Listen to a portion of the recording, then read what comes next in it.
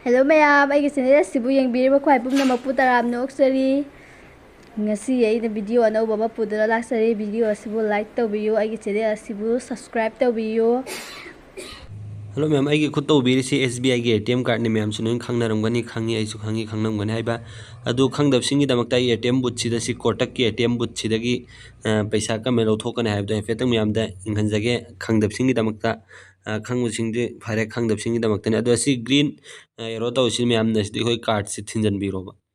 ado hojikti ATM bot khudimak ta thilla matung de ATM card si koi paisa check to boloi dir pho oigera lawthok boloi dir pho oigera ATM card si koi na satok pi ade dum manung da lai gani ma'am koi process tu loi dir pho paisa lawthok boloi dir pho ado thinjala matung da mai process si sumen ubi phangani ma'am interface ya do sumen withdraw cash si koi tawning ba tare ga withdraw cash se sang bi ro he petang ma'am da lawthok engan jage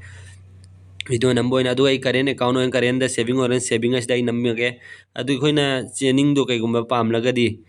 print number ro pam dagan don print hai sistem amna chening do loaning tre har gan don print da chang biro adu loaning har gan ai print as na nammage ba lawroge ba ko adu print namme adu samna lupa lising am lawthoge ang hanjarge ko me amda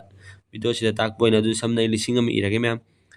adu me amne engbi ben video su like to be share to be comment to be me am su khangan bi adu ga si correct as the nammage ko ai me am adu sida gi ATM gi pin number 4 digit pin do me am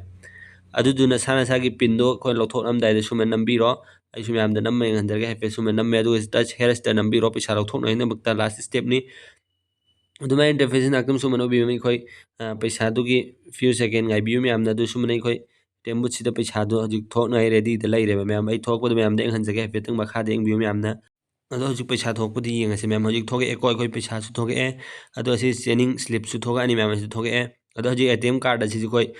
satok PBR ne paisa thok pu loira me masana dum green ngal eko sini me am ngasi ai me am de khangan janingi ba ATM but tak kam me paisa thok ne ado pamna ga video si like